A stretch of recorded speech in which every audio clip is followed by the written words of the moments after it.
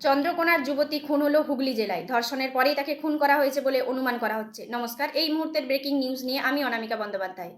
গাছের গড়ায় হেলিয়ে রয়েছে শরীর, গলায় নীল রঙের ওড়না দিয়ে ফাঁস লাগানো অবিন্যস্ত পোশাক। আজ রবিবার সাত সকালে ভয়ঙ্কর দৃশ্য দেখা গেল গোঘাট থানার মান্দারণের রাঙামাটির জঙ্গলে।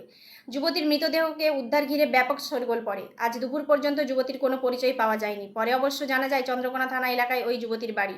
যুবতীর নাম জবা ভূঁইয়া, বয়স 20, পাকমাজিটাই বাড়ি। আজ সকালে যুবতীকে দেখে এলাকার কোনো বাসিন্দা চিনতে পারেননি। তাদের বক্তব্য, বাইরে থেকেই কেউ এনে যুবতীকে এখানে এনেছিলেন। যুবতীর পোশাক অবিন্যস্ত দেখে অভিযোগ উঠেছে তাকে ধর্ষণ করার পর গলায় ফাঁস লাগিয়ে খুন করা হয়েছে। পরে পুলিশের তদন্তে যুবতীর পরিচয় মেলে। প্রেমের কারণেই তাকে খুন করা হতে পারে বলে পুলিশের প্রাথমিকভাবে অনুমান করছে। পুলিশ গোটা বিষয়টি খতিয়ে দেখছে, কিন্তু ময়নাতদন্তের রিপোর্ট আসার আগে পুলিশ ধর্ষণের বিষয়টি নিয়ে বিশেষ কিছু বলতে চায়নি। রিপোর্ট ও সংবাদ পাঠে আমি অনামিকা বন্দ্যোপাধ্যায়। নমস্কার।